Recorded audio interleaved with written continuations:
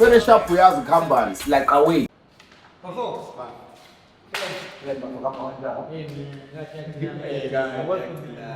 you very much. Who should be welcoming who, guys? Thank you. Really appreciate Shout it. out. It's a good development. No, thanks. We always keep on just trying to pave the way for everybody because I believe that there's a lot that gets unpacked in the barbershop space. Sure. About some of it, so why not give it to the world? So let's tell your story. Showcase. Nazareth. Yo. Sure. Ngiyaphoqa vele phela uthi mawuzongena echibini lokubhabhadisa. Nazo. Ukwazi uqala uthola izembatho ezikufanele. Showcase. It's all good, man. Akuvamile ukuthi ngitholakale ngigunda mina bese yabo. It's mangigunde kusoku exclusive acts ngempela. So ngadla. Bro, because sesiphilisana isikhathi singanani but this is the first time catching your hair. Sure. Yebo lento yakho ukuthi ithi yomsangano uyapenda ba. Hey ndoda, hey. Umuntu othanda ukusebenza kakhulu beso ugunda ngibeka ngathi into ekude nje nami yabo. Sure. Lokho into ebalekile phela how you look represents brand yakho as well. Sure. But mina bethi ngimane bebhizi ngalendlela ngihlezi ngithethiswa nyala la. Sure. Akucoba inyaka ukuthi okay. No, mfethu, first kusibusiso kodwa to just get swallowed by your purpose. Sure. Yeah, but because that's part of what brings us here. 100%. For you, man, to just tell this story of a young boy to okhulele Mandeni and just moved to Durban and actually found himself. So you went to Brookgate in Phoenix to just do your high school years. So I just want you to take me back to the lifestyle that you were living as a young boy, and what did you actually have to face in order to become the man that you are right now? I think for me, ngikhule ngumuntu curious ukuthi yabo. I've always been a curious person. I think into creativity or art nje all in all into engayiqala from ngisayintwana and mangibuka sengimdala ngicanga ngathi sa from umkhulu.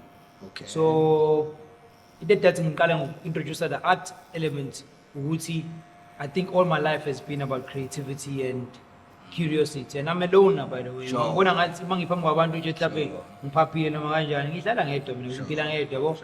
So growing up bengiyintwana ezelwe yodwa kubo. Okay. Bengiyi-one that day. Yeah, bengiyi-one that day till I was 15. Ngalanywa sene 15. Okay. Yabo. But before ngilanywe ekhaya bengumuntu nje bethi yabo othi noma ekuzelwe yedwa kubo kodwa engakhuli njengalezi nyingane ukuthi mhlambe ziningi emakubo noma ziyalanywa yonke leyo nto leyo yabo. So bengikhuliswa ngazi ukuthi sibaningi ekhaya nami kufuneke ngizama ukuthola indawo yami. Sure. Kanti ngingedwa. Sure. So kwangenza lokho ngafila ngathi kanjani bethu nabazali abakubheke wena wedwa kodwa bengakuniki le treatment leyo ukuyibona kwezinye ingane ezalwa zodwa emakubo yabo. So leyo nto leyo do ngaleso sikhathi into engihlupha. Sure. But ngayibonga ngokukhula kwami ngoba sengikhula ngabona izithelo zayo yabo. Sure, my G. Yabo muzokhuliswa abazali abangakukhombisi le attention leyo efunayo. Sure. Tothi ungane amakhelwane mawuthi ayibona bayithengela ingubo futhi kakhisimusi kumnandi kunjeyana. Wena mawuthi uyacela ngala hey ushawa nje ushaya ngepani njalo. Sure, mfethu. Yeah. Akuvela kube nesizathu sokwenza ukholo ukuthi hayi no lokho angikufanele. Sure. So ngasho ukuthi ukhuliswe nje ngesandla esewuqina compared to engisho ukuthi nabanye abantu. 100% ngoba angithi ukuzala kwami ngizalelwe eMandeni ne. Sure. Ukumove siza ngalana safika 2000 siza ngala eThekwini. Ngo2000 masifika 2000 ngangifunda standard 4 mangaphonsisi. Sure.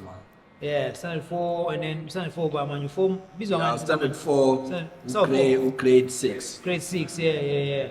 And in grade 9, this is what 3-4 years later. Sure. That's when ngathi ekhaya hayi noyazini ngicela ukutake over lempilo yabo manje. Hey, ngiyayidinga lezi zinto nami ngiyabona ingane zikhulu la eminyaka mina kuhlanga yabo. engangayena umuntu wama-brands but most esikoleni esinelokishi esimixene nelokishi sheshe ubone ukuthi ngaphandle kuphilwa kanje wena wedwa ngathi usele yabo. So that time ngatshela i-olady ngathi hayi ma ngicela uyiphantela manje ngoba ngiyabona ukuthi kanje la ekhaya kanje and nabo ngangasandestand isimo sabo at the time, so not ukuthi bakuhlusheka ungahlusheki that thing, but there was this discipline there that they were trying to instill. But it's discipline coming from their families also. Ngithi phela nabo bebekhuliswe ngaleyo ndlela, yeah. So nga-inherita leyo nto nami ke until ngize ngiyalanywa. Ngilanywa sengiyasebenza vele. Bengisebenza ngifundisa na 7. Sure. Ngaqala ngaqhutha inkukhu. Sure. Khona amandiya ngasekhaya besikhuthisa inkukhu bethe ngikhumbula kahle isalary yami yokuqala bethe. Sure. Salary nje yabo ngabuka nami nkahlambe ngake ngene ayingena ku account noma ngana account nethatha nganginikwa ngesandla 20 rand. Sure. Ngithola 20 rand wami sino cousin wami sijabule yabona sijabulisa imali bese xa kuphatha imali phela at that time isikole ngiphatha 5 yabo so wena kahle uthola u10,000 yabo 10,000 manje lo ngithela 20 rand lo uma sengiqhubeka ngibe India next week kuzoba sengino 40 yabo hayi cousin noma manethe nakabuyeli lapho yena usemdala kunami phela usayibona ukuthi ayikho le mali yabo mina ngisajabuliswa no 20 hayi kuye ngokuye hayi manje ngiyeke nami ngingabe ngisaqhubeka ngoba phela ekhaya ngafuni ngihambe ngedwa anyway ngasemncanyana hayi mase kwathi ngelinye ilanga ngibona umunye ufana ocishe lingana nami deliver iphepha ngasekhaya ngimbuza undoda yoku deliver iphepha usipana kanjani yabo engichazela ukuthi hayi no sipanela amandiya deliver i-tabloid Rising Sun no Daily News kanjalo ngicine ngithola ispan lapho. Sure. Leso sanginika 3 days in a week. You deliver iphepha. That is after school. That is after school, yeah. So, ngabona nango Sunday ngifuna ngivuke kuseni ngiyodeliver Sunday Tribune, the Sunday Times. That's okay. Imali yanda manje. Ngithola 35 rand ngosuku. Sure. So from 20 rand to 35. Bro, ibo. We shy imali kazi. Yabo ukuthi lapho kahle promotion kanje. Sure. Yabo. Yeah, so if you can just tell me based on what ama savings akho ke what did they contribute towards it? Okay. Imali obuyihola ibuyisebenzisa kanjani? Stayela bro. Sure. Stayela bese. Sure. Ngibula ukuthi from that time inkinga yami ngase kwa contradictor into engifuna ukuba iyona nento engifuna ukuyiphila. Angazi if ngenze sense. At that time ngang-rap. Sure. I just started hip hop at that time. Sure. Uqala hip hop ngala MC Umsizi. Yeah.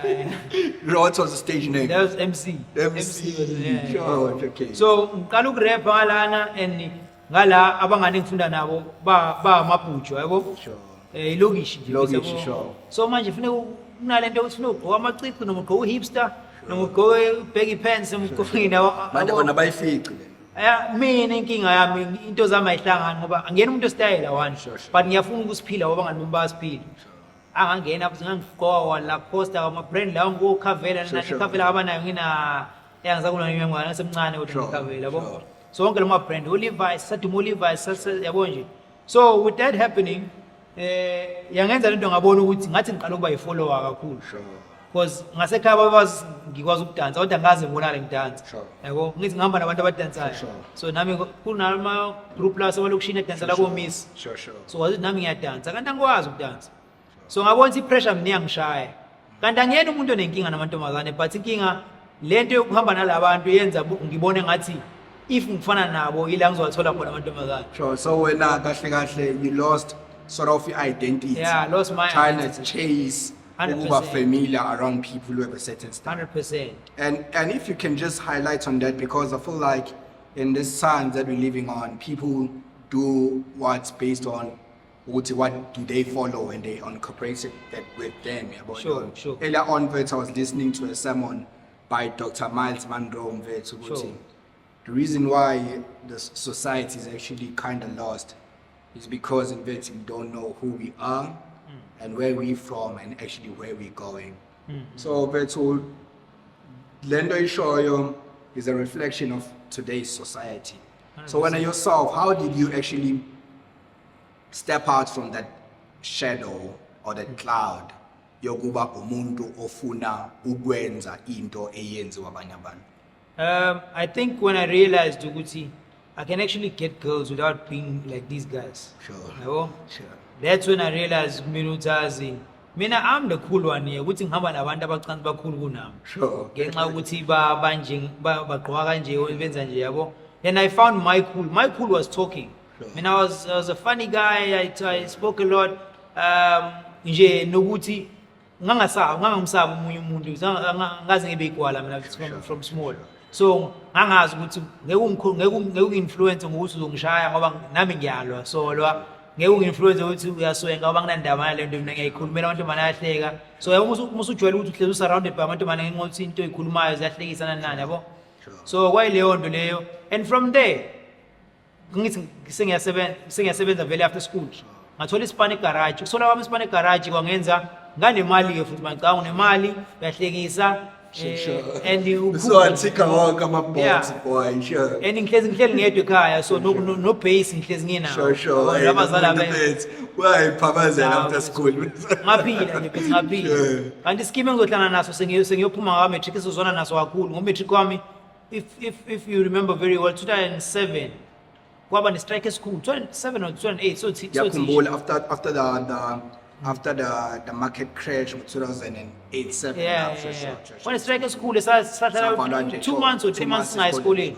yabo so mina umatric wami wafola kulowo nyaka loyo oh shit samanye sa-give up phela sangafunda yabo nje ngangokuthi imatric wami ngawubhala nge-general knowledge nje ngoba ngangumuntu vele osheshayo ukubamba esikoleni kuwukuthi-ke phela-ke mungafundile ngeke uthole lama-results owadingayo ngawuphasa yona nguphasa umatric bethu ngawuphasa ngikhumbula kahle bengivusa kuthiwa ngabekela ndiyiphepha engafunela utho bangithomela kuthiwa wena khamba ubheka mhlawumbe uzophuma wakhona ngifonelayo isikhathi thizeni nje I think mhlawumbe wangabo 2 ekuseni ethi mina uphumile ephepheni ngathi yagulela-ke ngathi yagulela from that time sure from there ngathola leyo confidence ngahamba ngakhona ngathi hawu mina I can actually do things without being like everyone else fast forward sangena kule industry ye-hip hop sengena deep kuyona so deep sengisevasithi so during that time like the space of hip hop of it wasn't at the level of ukuthi right now ukuthi like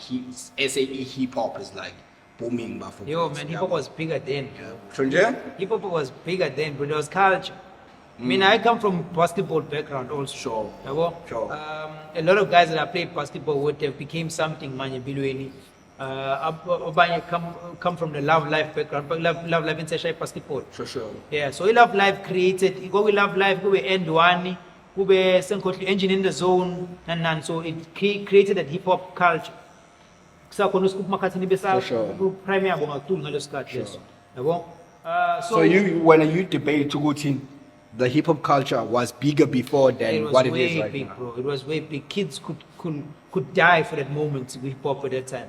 So much so ukuthi sasinama celebrities phela kuqala ama celebrities manje awasekho sokuthi nje umuntu udumile ngo social media noma sekhonto edumele wena maqala awudume ukuthi masowubona uMandoza manje ongakhala ngalesa sikhathi manje bayifanele bonke yabo but not ukuthi it's a bad thing I think iyenza ukuthi ungabe khona umuntu ofila small kunomunye in a way yabo mina I believe ukuthi I don't want to dissect in the show but what I'm saying ukuthi I believe now the game is more open than it was before. There's so many people that can just enter into the hip hop music scene there too and just create a name for themselves so smoothly and so easily. Yabo leyo ngithi asibe kube topic elinye la. Leyo. Because mina nami ngokubuka i-game for such a long time. Kumbule I was in hip hop from 2006 if I'm not mistaken. Hip hop from 2006 to 2010 ngangena eKetke full time. Sure. Just to fast forward the story someone sure. But there was a period, a cramp if you remember that period. That time hip hop was real. It was really big. Abantu abathathe notice manje babe ama celebrity at that time. Yabo? Sure.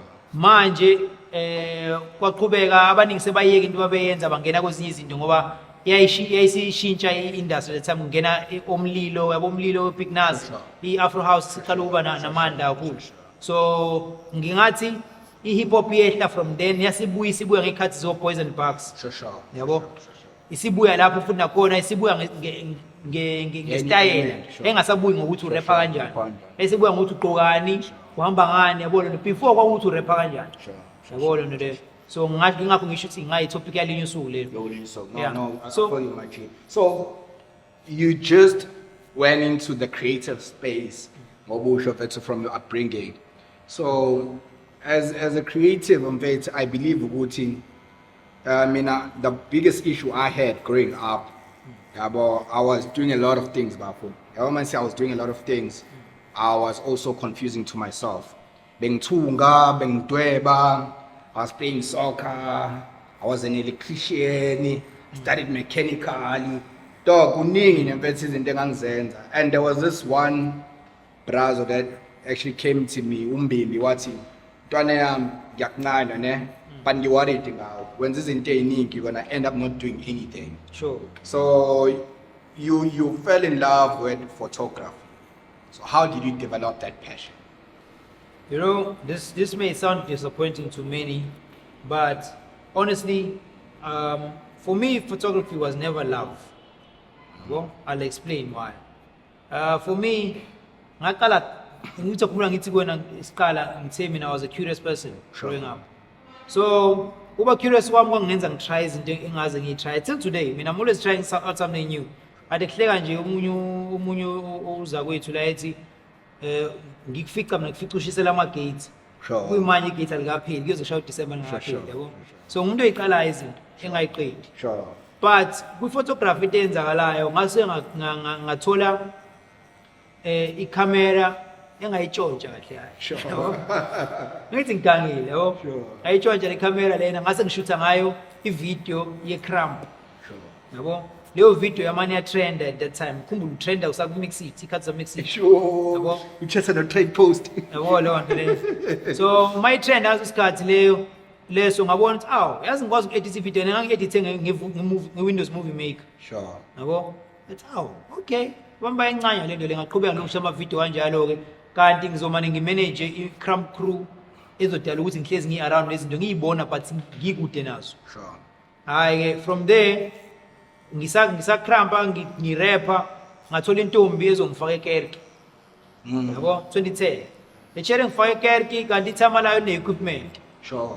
mina ngifika ngumuntu o-resourceful angithi ngiphuma ngishaya ama-beats ngiyarapha ngenza yini so into ze-technology nje ngiyiphethe Uyiphethe, sure. yabo kerke kanti ikerke lisencane ladinga ukuthi ngibe resourceful khona nami ngibe umuntu o-useful nyana useful, yeah. ya ngaqala-ke ngasiza khona ngishuthi ngwaflopha namavidiyo khona bethi ngishaya ividiyo ubone le nto le ngeke uyidlalele muntu ngoba nami ngithi hlezi ngibona amavidiyo enyakaza nani nani so ngilokusula uzomshaya we-360. ya so ngilo ngashaya lama-flop lawo until ngashaya ividiyo egrandi noma ingekho grand but iyaya acceptable by abazalwane abanankinga abakhethi abekho as picky as abantu basezweni yabo ngithi abantu basezweni hayi ngoba ngisho ngenxa ye-language esikhuluma la sikhathi Sure.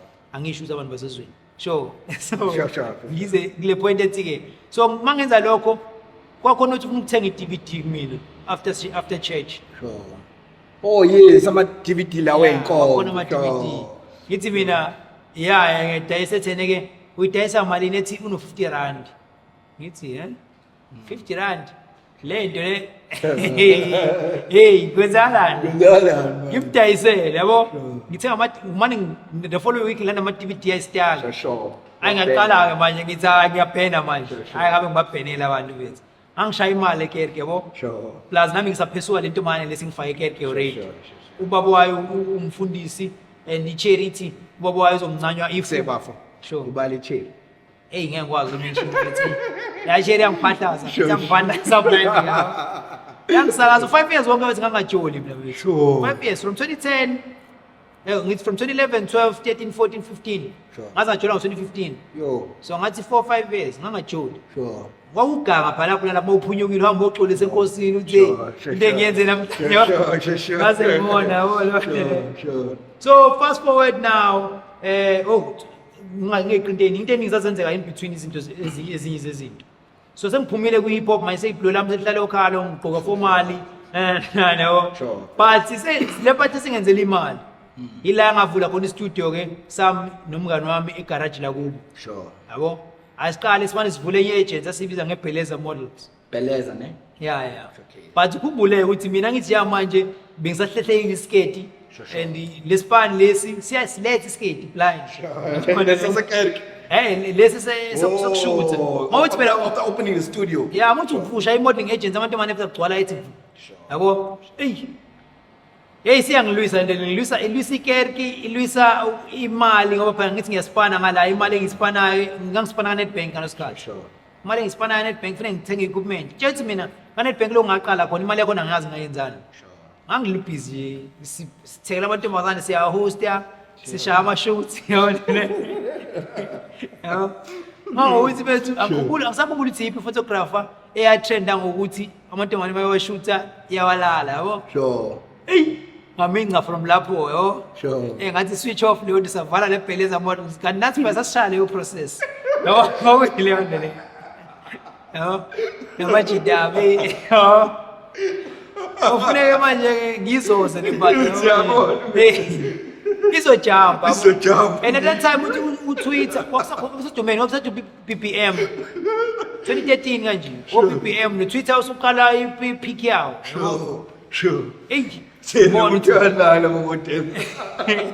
ngibona ukuthi ngizowa la Sure. and ngizowa kusemnandi yabo ufuna ngiyishaya into ngiyidimise sayivala ibheleza model sasivala nestudio samanye sashaya ama-house party straight ngona ubeyinto yokuthi nje sokuyi-house party siyongayona ukuthi yabo aqhubeka nema-house party bethu ngisahlala edladleni njalo ngiyahamba ngiyo kamngani wami uma ngibuye esipani ngibuye ebusuku ekhaya Sure. kwakhona abangani bami babejela ukuhlala nami nje kuzobe late sokuthi bazobehambe ngo-4 ekuseni Sure. mina sengizokulala ngilala 2 hours ngivuke ngesipani sipana Nedbank ngifika ngizela njalo esipani yabona leyo hayi Beleza, boy. hayi Beleza Hayi, first Beleza class khona.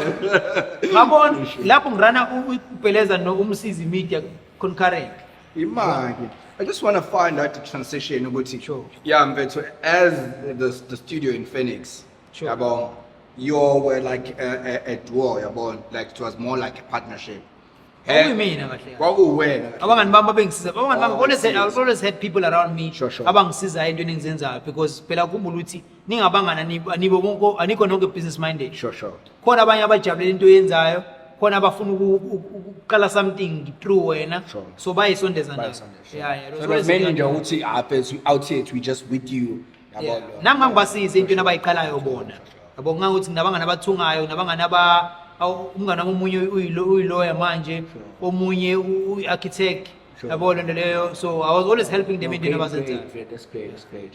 So the transition to the development of Umsizi Media mfethu, what made you think ukuthi yazi okay fine you've been operating as iBeleza as Umsizi but now you decided to create a corporate face like a skeleton yabo another human being because it's a company yeah it operates as a human being. Sure. It has so many things that like need to be taken into consideration for it to function properly. And if it's not functioning properly, so as a health people die and the companies died. So the development of Umsizi Media has been for over 10 years, fully functional. I'd love for you to also take me through some rainy days that you've actually faced as a company. So what made you have that vision? yabo bro mina I left Nedbank in 2013 Sure. but Umsizi Media busuqalile Sure. at that time we were shooting yabo loku snacks lo kushutha kwama-bras selokishini omthembu nobani Sure. yeah so I was doing leyo nto phatha amakhamera la amakhulu yeah uba washuthi nje ngangiyileyo mpahla le that time because ngangithathe from ekerke so when I left Nedbank ngayo Nedbank because of 3 poems engawezwayo and a motivational speaker awu-2 ama-motivational speaker usuli Bricks wayeshaya ama-poems kwakhona ipoem ethi I hate school but I love education kube khona ipoem ethi American kube khona ipoem ethi I will not let exam results determine my fate. Those 3 poems changed my whole life, bro. From that time when I heard those poems I just said tools down, we are starting something new now, revolution. Kwenzakalani kwakhona ne motivational speaker kuthiwa uTim Harv Eker Sure. ngafunda ibhuku lakhe mase kuba khona Farah Gray wayebiza nge-real Lionel. Yeah. Wayebiza ngaleyo nto leyo. Team Up Echo sengikhohlwe wayebiza ngani naye kodwa no neck. Sure. That's how the Visionaire came about. So the Visionaire is my alter ego. Sure. So what happened now is when I left Nedbank, ngangena ebhizinisini but ibhizinisi lalumzimba wami. Ngangokuthi mangihleli phansi mina nebhizinisi lihleli phansi. Kokusa umsizi media kuphela lapho ungakabuyi umedia. Sure.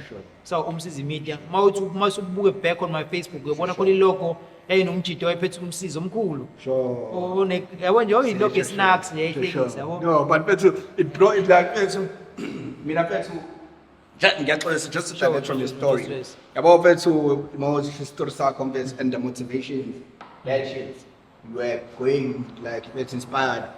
So I was inspired by the likes of Eric Thomas. Sure. Eric Thomas and Les Brown. Let's say Brown, good to age. So to learn my logos, when I first designed the first logo, it's like about I was in class, college, about doing my end courses, and Brown, I would not listen to the teacher. I designed a logo to AI Nekanda LUS. Sure. I'll post it just as a reminder. So to pick up to you, you made that come alive. So don't actually look down to that logo, bro. Because it's funny moments, bro. It's funny moments. Not that I look down to it per se, but it's something that I wouldn't just show anyone now. Sure. I'll have to show you if you understand where I am now because they are transitioning cool. Fast forward now, moving to how UU Media came about. I remember we bought you Nomzimba Nani.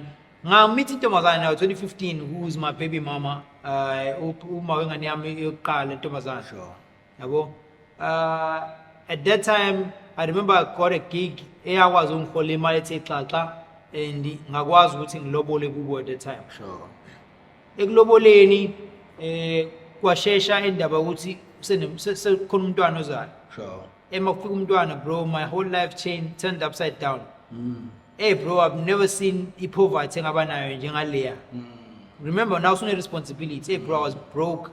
Like yabo look broke utabisayo, look broke utabisa ngalendlela ukuthi I think that's part of the biggest reasons why my baby mama had to take a back seat at that time. Etina, I know she's stepping out. Yo bro, I was broke, bro. I was broke. Abangani mama mase kuthiwa ngiya name drop nje abangakutshela le story even better than me. One of them is Usabelo Mdlalose. Now he's doing music business. Egoli. He's part of Lento. He's no Black Diamond, no. That guy, he's engahlupeki. Why ehlale office nami? Bro, sasilale office. Sivuke silinde imali ezongena from iclient elilandelayo. Sithathe leyo mali samsothenga ama chips. Ngikhumbula khona umama womlungu nje obamnganami I think mhlawumbe ungamazi ngoba wayemzwana noOkho. Sure. Yeah, Okho ngiyakho kusho engena khuluma ngayo. Lo mama womlungu ngikhumbula efika esithengela isinkwa nama chips, ama snacks lawo ayelo. Sure. Yeah. Ebiza nge-chip chow. Chip chow. Babe lempahla leyo farmer snacks ufonqoze lempahla leyo udleyo. Sasibhayitha leyo mpahla mfethu yabona. In hard times bro. Lapho nginoma wengane ohleli ngale ndlini naye kuye ngitshotshela ukudla kubo efike nakho efike engabatshela ukuthi jambile ngala efike nesikhafuthini nje sesilungisile ngathi ukudla yokudla yena yabo kanti ukhavela mina nami ekhaya mangifikile ekhaya ngifike ngivakashe mangifike ekitchen ngifike ngibheke ngitobhini ikani lapho ngihambe siyopheka leyo tin fish noma yini yabo. So those hard times bro made me realize ukuthi this business is dependent on my body. Usitha unganami lo ngisho iloya manje. That guy bro he used to tell me all the time Msizi mina I believe in new media more than anything, so I know ukuthi this thing can be bigger than what it is. Wena nje you just need to uyisuse emzimbeni wakho yabo lokho engicasulisa and this guy is way younger than me bro. He's way younger than me. I think mhlawumbe ngimshiya ngo5 years if I'm not mistaken or 6 years. So he taught me to take this thing serious ngayithathi ngathi umdlalo because yonke into kwakuyi hand to mouth yabo. Fast forward, give it a structure. Yeah, give it a structure. Fast forward till today, I'm still learning, but okuningi angitshela kona at that time ngifunde na wayefunda efike ngibhele yena ku-YouTube mase ngibuyela with the business side of things. Mina ngihambe ngofunda the art side ngibuye ne-skill yabo. So much so ukuthi he knows most of the things ngoba ngangifunda phambi kwakhe. Mangibuka ku-YouTube or ngibuka kumuntu othi izokwenzayo ngathi ngipractice naye kwenze nami ekuse kubamba njalo. He's not a photographer but he knows it almost as much as I do because he learned it through ehleli nami. Yeah, so nami he's teaching me the legal side, he's teaching me the business side. Of which okuningi sakufeyila because mina ngiyanqena ukubona into nama-notes kakhulu. Sure. Yabo into engifundisa kakhulu iyanginqinisa yabo. More practical. Yeah, I'm practical. Yabo lona. So kwakanjalo kwagcina sekuyi-media ngoba ngangibuka ukuthi abantu abaningi mangingekho mina ngeke uthathe serious lo msebenzi. Thatha ngokuthi eneke umsizi uphi ulawo wena yabo. So ngathi ngithi mina kube yi-media ngabe umsizi. Ngathi ngiyachaza ngathi umsizi kwakuqonda ukuthi everything starts from a pencil. Yabo, from an idea. Yabo, idea usayidweba uphinde u-erase. Yabo kanjalo kanjalo. But people took it as ukuthi umsizi the person, yabo. Of which still today I still find it hard to separate it from myself. But kwenzakele over the years because khona abantu asebethi immediate abawazi umsizi mina. So ngaqala ngashintsha ama-account ami ku social media ngazama ukuthi kube into kanjalo yabo. Ngi-rebrand. Nga-rebranda ke and then while into yokushintsha ama-studio. Kumbule when my baby mama uma kaNaomi my daughter in the picture she made me open the studio because wayethi nokuthi mayibuye endlini ngifice ngigqoka itrunk lokho engishiye ekseni ngigqoka itrunk yabo mina ngihlala bangocomputer so ngisibona isidingo sokugeza lokenzana yabo wangiqoqa qawathi ndoda phela mawuthi nasekhaya ufuna ukuthi serious nami ufuna ukuthi serious kuzomela uphume ngathi emsebenzini every day wangivulisa istudio lesi seDurban North. That was my second studio. Yeah, second studio from Phoenix. Yeah, from Phoenix. Ngavula studio Durban North. Ngasirana studio wangasi bethu sehonje njengalesi sehonje but lesana sehonje lesabisa. Yeah. So ukuvula lesi studio leso ngagqekezelwa. Ngafika ngelilanga bethu kade ngisanda invest in equipment. Ngafika ku clean bethu bona ama movie mase kudlala slow music lo ngathi i-mood music. Sure. Dlala yona kuba ngathi kushaya umoya bethu kukhala ikhwela. Yeah. So kwathi kuvulwa amawindi khona umoya odlulayo bethi angazi kanjani ngathi ngifika bethu kuvula umnyango ukukhala le ngoba idlala engqondweni yami nje yabo akho lutho cleaning of the studio Durban North Red Hill Durban North bethu from that day I realized ukuthi bethu yabo right now I've came so far I'm not going back no way I'm going back so today I believe ukuthi I'm probably one of the few creatives icon at that time as I made in the same with consistent with the same growth ababenayo from that time till today. Just that it looks like I'm peaky but angiwi futhi. Yabo? Whereas baningi asebefikile bawa phambi kwami. Inyuka kakhulu. The next year. Because lento industry bethu mina into engayibonayo ngayo ukuthi wonke umuntu une moment yakhe no 15 minutes wakho 15 minutes wakho uma usebenzisa ngendlela right mostly car yabona le so you got to find a way of maintaining it mina fortunately uNkulunkulu ungiblesse ngokuthi ngikwazi ukumaintain. I've never fallen short. There's never been a time when it's gonna ngiyaqoqa ngibuyele ekhaya never noma sekubheda but uNkulunkulu makes a plan for me. I think that's what has kept me going and so much so this is my 6th if I'm not mistaken this is my 6th studio because so it's the garage. It's Durban North, it's Umgeni, 14 ban. Senkotlo yini lo Miller Road. Or Miller. Miller Road, yeah. That was the 3rd studio. Mase over 4th studio. So this is my 5th studio. Sure. Oh no. Hey, ngeke khona amanye in between. Sure. Ngaya ngaba eGlenwood, eGlenwood khona indawo ngangitholile from umunye ubaba wayefronta ngami wayeshaya i-security company so. But i-FSLA mthotha ngimethele lo office. Lalisemse Glenwood nase la phezulu Esther Roberts mangaphontisi Sure. Class office Sure. Ngangiphusha ngomu level Sure. but inkinga ngina equipment so ngisenza equipment enayo lapha necamera yami kuphela kuphela. so that was so Durban North kwaba ila O2 that means 4 studios and then 5th studio kwaba Miller Road 6th studio kwa Church Hill Churchill Lam, Express nje la izandla. Masewende me yeah. And then now this is the 7th studio. And talk about consistency in Vethu. Leonard Ngisha speaking coming here to the studio of Vethu ukuthi yazi in Vethu umsizi. I'm not sure if you remember it was 2018. You were No Hope. Sure, No Hope Umbhele. That's where I met you. Sure, yeah, exactly what I told him. And from there Vethu I was just amazed by Vethu your work ethic. Sure. And from there, I've never seen you ushaya impahla. Sure. You've always held it down, mfethu. Sure. So ngoba usho nje mfethu ukuthi like the industry, like into ebalulekile ukuthi kulo 15 minutes you just make sure mfethu ukuthi you pull through yabafo mfethu. Yabo, because there gonna come times whereby izinto zingeke zenzeke as expected.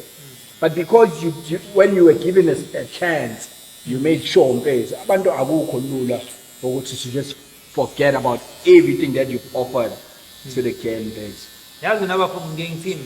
Ngine philosophy engiphila ngayo mina. Na believe ukuthi angikuthanda ukuba number 1. Yabo? I've got my reasons, but mhlawumbe just to simplify it. Sure. Uba number 1 we-ghost mfethu. Because uba number 1 kusho ukuthi the next move you pull needs to outshine the move uphuma kuyo. Yabona le. And you can't always beat yourself. You can't outshine yourself in anything that you do. Yabona umuntu washaya hit, komuntu esamkhumbula ngehit yakhe yokuqala, asiphindanga samaza emva kwalokho. Lo wakhipha amanye ama hits but sekuthi yeah, but ekhumbula leyana. Yeah. So for me kwaba ileyo nto bethu ukuthi one mina ayikho into engakwazi ukuyenza bethu. Yabo mina ngahlala nawe bafo, ngikungikunda kanje for a week. In the week mina base ngiyenza njengawe lo Sure. if not better than you at that time. Sure. Ngayinika leyo nto empilweni ukuthi just know everything. Ayikho into isithombe njengoba ngisho ukuthi it wasn't love for me, it was ukuthi ngiyabelievela in myself. Sure. So much so manje I'm actually doing something that's a bit different, which is music. Sure. Music nakhona mawuzoze take line yami lapha it's only believe. Sure. Mina bro I'm a believer bro. I'm a believer more than anything. Umuntu obeliever. Mina ikhombi into ngizoyenza futhi ngacela ukuqala ungabe noma uloku didisa kwesibili angenzakudinga wena ngiyoyenza leyo nto. Yabona leyo. So that's what has kept me where I am for such a long time in terms of consistency. Sure. Mina bayahamba bebuye bro. Sure. Ngihlezi ngikule position engiyona. Yona, I know how to work on my own. I know how to work with people. I know how to influence people to work on their own. I know how to make people want to know what I know. Yeah, that's what it's gotten me to where I am. I'm not where I want to be, but I believe if I keep on doing what I'm doing now, especially now, this year I think there's another thing and I'm willing to invest everything that I have in it because I'm a believer in what I can do just to prove a point. Not so much what I can do because I want to be there. I don't want to be the biggest. I don't want to be whatever. I mean, I just want to be able to afford my life, to afford my kids, to give my kids the best life they can have. But I don't want to be the prettiest Motsepes and the likes in the world. No, I'm cool being where I am. Content. Yeah, I'm content, bro. I'm content. I'm not the people who want a Ferrari, bro. I don't have those dreams. Bro. My dreams are superficial now. So, ngiyakuthanda ukubona omunye umuntu ekhula because I was part of their lives. That's who I am. Ngiyakuthanda ukubona izinto ziqala because I was part of the inception. So that's my motivation. So to be where I am right now, it's not easy, bro. It's hard as shit, bro. Like every time impilo kuba ngathi uqala phansi every day. Abantu abangaphandle babuka. I always tell even my colleagues la ngisebenza nawo ukuthi yazi mina there are days where I really don't have money. But ngenza sure ukuthi wena ngiyazama ukuthi ube nayo imali because mina ngingakwazi ukuba nayo kusasa. Wena mhlawumbe ihope izolahlekela mawubona mina ngingakuniki lutho yabona le. Mina sometimes I go like I eat 1 meal a day. I've trained myself to be that type of person. Uma ngithole lo sisongisizana nawo sikhathi efuna ukuthi ngidle more. But mina I eat 1 meal a day. Abantu baza bebe concerned bathi sudlile. Sure. Hey bro, mina 1 meal a day is good enough for me because it trains lento ukuthi ukwazi ukuhlala mhla kungekho. Sure. Yabo? Because mawuhlezi ufubela njalo but the time kungekho. Yabona nje ukuthi ifa. Mina ukuthi ngife. Ila ngithola khona motivation ukuthi angisebenze more. Mangilambile ngisebenza hard. Sure. Yeah, no, I also can like advocate for that because bethu mawuclude into something. Bese kwenzeka ngaphandle. Hey, bafowethu, it doesn't count. Sure. Yabo, and like specifically kule industry sikuyona thina in the barbering like hairdressing space. Sure. Yabo mfethu, uthola bethu people who won't actually per se understand mawuzothi I'm going to take 30 minutes. So I got to figure 2 hours ago. Sure. So the petting, the pet young guy, hey dog, you can see develop and pets, yabo. But again, it's like the process, yabo. It's what we actually have been going through for sustaining Vetu, the ideas that God presented to us, Vetu, because they wouldn't come into this life if it wasn't for a process. 100%. So my bro, you tapped into celebrity photography, understanding Vetu Guti. It wasn't like the first field in my personalities. He did hip hop, and you've been mentioning what you were with guys like that. So how do you maneuver, or how you got introduced to the space whereby, like, when people in Durban, but in South Africa, when they think of like photo shooting, bruh, you're the first guy to go to. So how did that break to the industry in your photography like come about?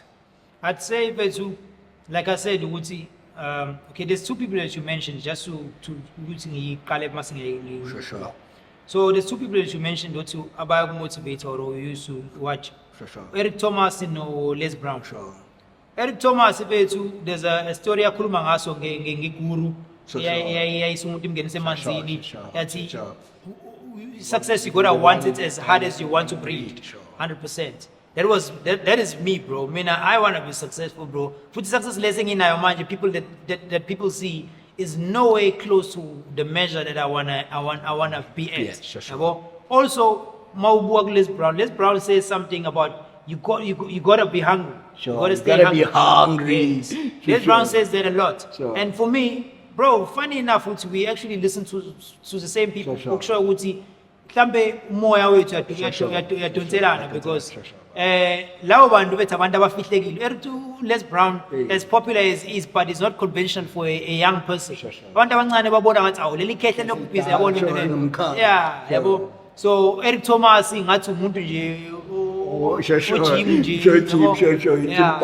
There is knowledge in that. They're not the Vusi Tembekwayo, the cool people. Yeah, like the formal guy about who look like success. Sure. Dog. Fella my sneakers I listen to those guys, bro. So to say something around that, mina bethu indlala enginayo yenza ukuthi angibi nesikhathi sokutshela abantu ukuthi wozani kumina. Yabo? But umuntu ubuka indlala yami mase efisa ukusondela eduze kwami ebone mina ngiyenza lento naye. Ubone there's a saying enye into esasisho nomtshito kuthi uZweli who's a photographer as well. Sithi, you know, people like seeing you busy. But ekubeni busy kwakho bafusa ube busy for bona. Sure. Yabona le? Like lento ekuthiwa if you blinka ethi intombazane in the dark ubusy wena but ayikuboni. So sometimes kumele ube busy for phambi kwabantu. Sure. Whatever you're doing, Sure. do content, post it. Even uthi incane uthi ubushayelisa isipikili. Khona sizobona oh nangu mshushu ukushayela ipikili. Yabona le? Sure. All that small content, you don't have to show the final product. Khombisa wena wenza something.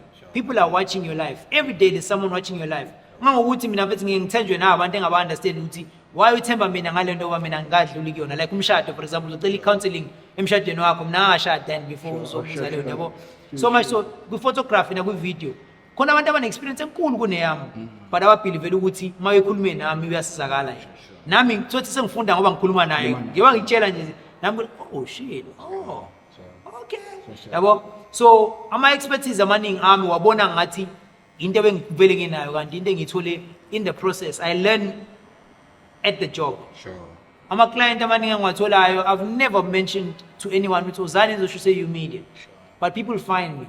Yabo? One, i-personality yami ithi mawufika kumina mina ngitreat njengomfowethu noma njengotadewethu you become part of my family. Yabo ngokuthi yazi ngakushayela iproject yokuqala manje ngikukhokhisa.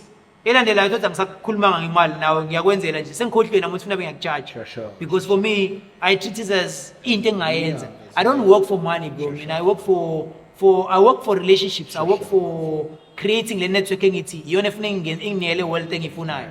I believe ukuthi imali engizoba nayo eningi kunale mali enginayo njengamanje. And imali engizoba nayo might not be mali ebanjwa ngesandla, but ngayo imali yokuthi usilaqi ngangikhokhela indlu yami engirentela indlu. Ngenxa ukuthi ufuna ungibona ngiphila kahle. Yabo? There are people who live impilo for free because they know abantu abathize. Yabona le? Nami ngipilwe leyo nto le relationships are more important to me than anything. Unfortunately, sometimes you bring people next to you. More visionary, you bring people next to you, don't see leyo nto abacansi wena unendaba nemali. mase begcina sebilahleka in the process because bacansi wena mhlambe bungafundi nemali or Sure, bunga sure. yabo leyo animal doesn't mean anything to me, bro. No, but it's like it's empilweni. It's all about finding something that you have to do without do anything, without anytime. the thought of Sure. of acquiring money. Imali is umthola on it, yabo leyo. Sure. Because mfethu, once you do what you love, mfethu, you never have to just like be in a job the rest of your life because your job becomes like your work. Sure. Because I was listening to Miles Chenile, he speaks of job and work. In fact, work is from God. God said, "You shall work," and a job, so it's something that was created by the system. So, in fact, if you don't want to be in a job, in fact, you work, in fact, and so fruits of your labor, so Ever Sure. sure. Sure. Kwasusa Source zama samatem, Yeah. all right. and yangidazi. Sure. So, fruit of your labor, is not mainly an income, as in like a financial income, but it is like opportunities that can bring you first. Because I'll tell you one thing, there was a year whereby I was introduced by the people of Durban, so like the juniors, the junior bees in the game, bruh, I was doing free haircut to I remember every nigga, dog. remember you I'd clapping I'd a lot. pop in a music video, so it's okay. This give back on the dog and don't expect any compensation. But that was brought me a lot of opportunities. 100%. Yeah, but so in this issue with some the fruits of your labor doesn't come as a form of like e-finance, but it comes as opportunities. It comes as in to e-direction, because it's one thing to be in a field and don't have a guide. It's okay, from here you're gonna go here. So if it is in danger, money cannot buy that. Yeah, but what's important? Ugutin ufigusha quotation na 1.5. No, ukuthi mfethu uthole mfethu i-publicity ezokutholela ama-client awu 1,000. Yabo, so I believe ukuthi as creators we need to look at that at things from that perspective. Don't shy away from working not for free but for working without compensation. Because from then it brings you closer to your purpose. 100%, bro. And nakhona yazi bethi awazi ukuthi uhlangana nobakusasa. Sure. Lo muntu ocanswena nje ulokhu ubhizi ukuthi hey manje ngikukhelanga mina ngihlange angisondeli. Sure. That person could be the keys to the rest of your career. Sure. Tothi yabo nje mhlawumbe say for example, I'll make an example, it might be a bad one.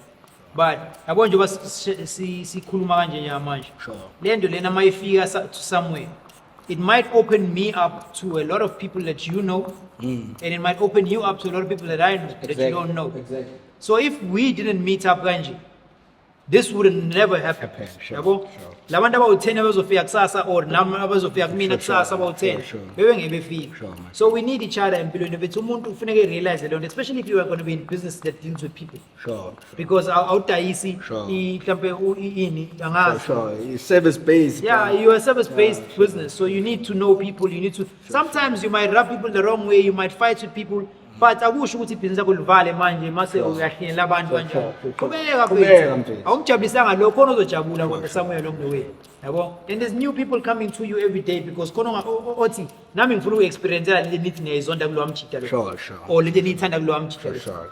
Ikanjalo. Sure. No, but it always works like that, and so you cannot change it, so you can only make it better, You can only make it better, No, but for it's been a great pleasure, to just break bread and just speak about the dynamics of the development of YouTube media, and for someone who's actually looking into venturing into photography, listening to support.